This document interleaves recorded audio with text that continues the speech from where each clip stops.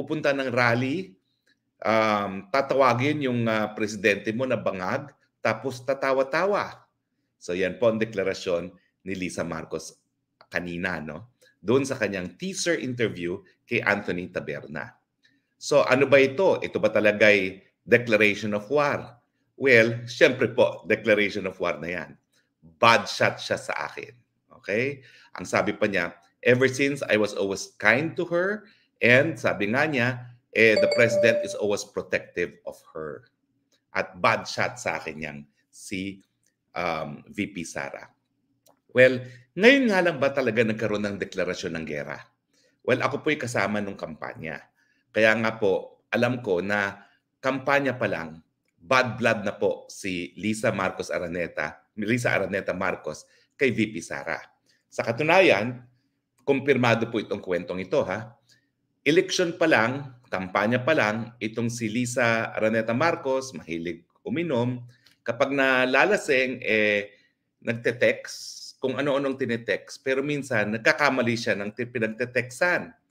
At meron siyang itinext na isang video na kumakanta si Inday Sara Duterte, pinadala niya. Akala niya pinadala niya sa isang amiga niya, pero ang totoo, napadala niya kay VP Sara. Ang sabi ni Lisa Araneta Marcos, kita mo to kung ano-anong ginagawa. Yun po isang video na kumakanta si VP Sara. Hindi ko alam kung alam ni Madam First Lady na napadala niya yan kay VP Sara mismo. Pero kumpirmado po yung kwentong yan. Na-receive po yan ni VP Sara. Now, ito naman, hindi na ito kumpirmado. Kaya naman pala, may mga kasunduan gaya ng mga appointments na dapat gagawin ni VP Sara. Hindi po ito kumpirmado ha, pero narinig ko lang na hindi na pinatuloy ni VP Sara. Kasi nga, nakita niya na bad blood pala sa kanya yung First Lady. So, linawin ko lang po, hindi lang po ngayon nagdeklara ng gera si Lisa Araneta Marcos panahon pa po ng eleksyon. Ginigera na niya si VP Sara. Kung tatanungin niyo ako, dahil ako naman po again, kasama nung kampanya, meron pong elemento yan ng selos. Unang-una, tanggapin po natin. Saksakan naman ang ganda ni VP Sara kumpara kay First Lady, no? Tapos, ang problema dito kay PBBM, touchy-touchy, mahilig mag-touch-touch. Ako kahit gano'n kong kalapit kay VP Sara, naku, gwardyado. In fact, handshake lang, no? Kung merong mga besong pagkakataon, she will have to offer the beso. Pero talagang strict ako talaga dyan. Kasi stricto yan no? Si VP Sara. Pero napansin ko ng eleksyon, touchy-touchy itong si PBBM. Siguro ganun lang talaga siya, walang mali siya. I can give him that. Pero syempre, sa mata ng isang asawa, ayaw niya yan na touchy-touchy siya sa ibang babae. At tingin ko, nakikita ko sa mga mata niya, no, eleksyon pa lang, na talagang mainit talaga ang mata niya kay VP Sara. Tingin ko, yung selos, may kinalaman na rin yan. So, malinaw na nagkaroon ng deklarasyon ng gera kanina, pero matagal na ang bad blood sa panig ni FL at saka ni Inday Sara Duterte. In fact, kung magbabalik tanaw tayo, mas maaga pa sa eleksyon, meron na siyang bad blood. Ang duda ko ito ang duda ko talagang may bad blood talaga si FL kay Inday Sara. Kasi nga, ang totoong kwento naman po niyan, kaya naman tumakbo ng Vice Presidente si Inday Sara dahil kinonvince siya ni Amy Marcos. At mukhang totoo yung naririnig nating kwento na bad blood talaga si Lisa Araneta Marcos at si Senator Amy Marcos. Well, kapag yung tinanong ko naman si Senator Amy Marcos kung totoo to, sabi niya hindi. Ewan ko, baka siya ayaw niya sa akin. Pero ako pa nagsabi sa kapatid ko, pakasalan na niya yan. Sabi ko, ba't mo sinabing pakasalan na yan? Kasi naman gagala-gala siya. Tapos cargo ko pa siya kapag di siya nag-asawa. No? So ang sagot ni Senator Amy Marcos ay dako, hindi totoo na siya may bad blood kay Lisa Araneta Marcos kasi siya pa nga nag-suggest kay PBBM na pakasalan na si Lisa Araneta Marcos. Pero siyempre, hindi natin alam kung bad blood si Lisa Araneta Marcos kay Amy. Pero ang teorya ko, bad blood. Kaya nga, nung nakita niya na very close itong si Senator Amy Marcos kay Vice President Sara Duterte to the point na siya pa nga yung nag-succeed na ipagsama yung dalawa sa unit team, talagang markado na from the very beginning si VP Sara. Pero napansin nyo ba, nagpa-interview siya para sabihin bad shot siya kay VP Sara. Ang tanong, ano naman ngayon? Sino ka ba? Di ba? Ikaw ay asawa ng presidente. Wala ka namang mandato galing sa taong bayan. Bakit kinakailangang suyuin ka ng pangalawang pinakamataas na opisyalis ng bayan na mas mataas pa nga ang mandato na binigay ng taong bayan sa kanya kung ikukumpira sa presidente? Bad shot siya kay VP Sara. Ano ngayon? Hindi ba totoo na si VP Sara pa ang nagbigay para siya maging, parang kanyang esposo ay maging presidente? Lahat ng survey ng mga panahon na yon nagpapakita na kung tumakbo si VP Sara as presidente, runaway winner siya. So yun mga kabanat napakinggan yung sinabi ni Secretary Roque na parang nag-war itong si First Lady Lisa Marcos pala may tinatagong hinanakit na kay Vice President Sara Duterte. Parang noon pa ata daw ito. Parang itong nangyari, itong si Vice President, itong si Lisa Marcos, itong si First Lady, parang mayroong silos dito kay Vice President Sara Duterte. Ayun pa nga kay spokesperson Harry Roque, ay di hamak na mas maganda daw si VP Sara kumpara kay Lisa Marcos. Kaya siguro kasi itong si President Bongbong Marcos mahilig daw ito sa touchy, mahilig sa kudlit-kudlit, so wala naman daw yung meaning ayun kaya so pero siguro hindi maganda sa paningin ni Lisa Marcos. Pero yun ang pananaw ni feeling ko may malalim na ang isa pa sa mga kinagalit nito ni Lisa Marcos doon sa mga speech kasi ni President Duterte.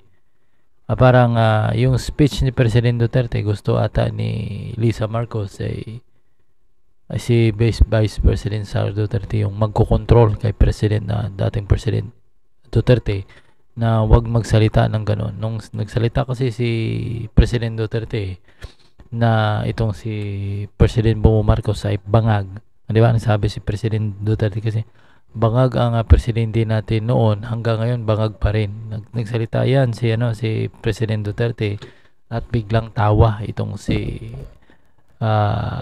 Vice President Sara Duterte. Kaya nga napuna iyon ni First Lady Amy Marcos at ngayon nga iyon ang kinagalit niya, mga kabanat. Yun ang kinagalit niya. So katunayan, narito, tingnan nyo. So yan, nakita nyo. Yan, nakita nyo. Yan ang sinabi ni sabi niya, bad shot na yan sa akin. She crossed the line. Wow. She crossed the line. For me, nasaktan ako. My husband will do everything to protect you. You can together. Diba? So, dapat sama-sama tayong babangon. Muli, pupunta kami sa rally, tatawagin ng presidente mo ng bangag.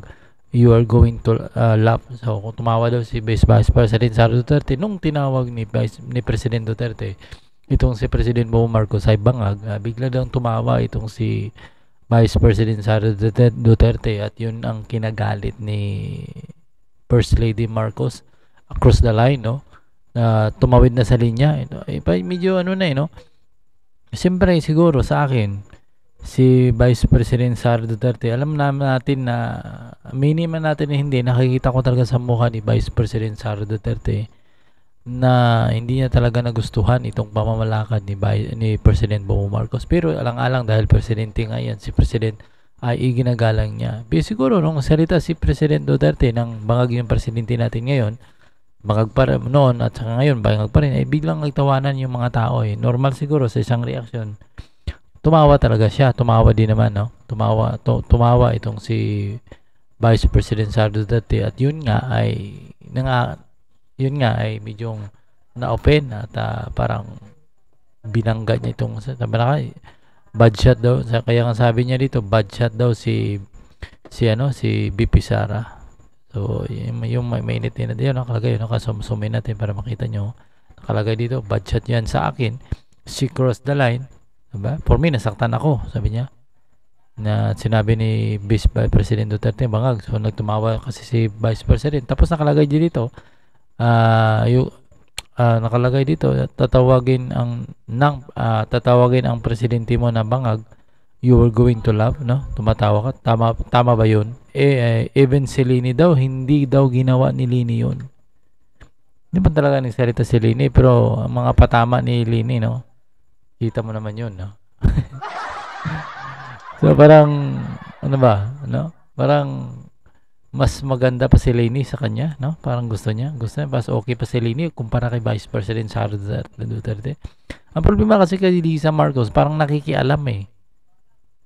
No? Nakikialam, parang gusto niya, parang, hindi ko lang alam kasi sa mga dami nagsasalita na itong si Lisa Marcos daw, parang siya daw nagdidikta dito kay President Bongbong Marcos. Hindi ko lang alam mga kabanat, no? Pakikorek ako kung tama yung na nakikita natin na mga sinasabi ng ilan na itong si ano daw ay siya daw nagre-recruit mga kabanat, no? Siya daw nagre-recruit dito kay siya daw yung pang nagdidikta kay President Bongbong Marcos na ganito ang gagawin mo. Hindi ko lang alam kung gaano yan katotoo mga kabanat. At ito nga, medyo ito nga initan ngayon. Kaya parang hindi talaga nagkasundo na ngayon yung Marcos supporters at saka Duterte supporters. Maging ang presidente, medyo may lamat na rin sa pagka Duterte. Maski itong First Lady sa kay Vice President Sara Duterte. Pero ang nakikita dito ng ilan, lalo na si spokesperson na si Atty. Roque, parang itong sinabi ni Lisa Marcos ay parang ano na ito parang may halong silos no? Kay ito kasing si President Mo Marcos, mahilig ito magbiso-biso kay Vice President Sara Duterte, no? Di hamak naman na mas tingnan mo itsura ni BP Sara kumpara kay Lisa, no? Di hamak na mas bata naman kasi siya 40 plus pa lang, samantala itong si Lisa ay nasa magsi 70 years old na ata ito, no? Si Sara 40 pa lang yan, no? Hindi ako magkakamali, 45 siguro, 43, something ganun. At ayun pa talagang may halong silos itong si Lisa Marcos. So ibig sabihin silos silos ang ilalagay natin sa pamagat nito mga kabanat, no? Silos. Parang silos na itong silos ba ni Shara, no? Diba? So yan lang mga kabanat natin video. See you next video mga kabanat.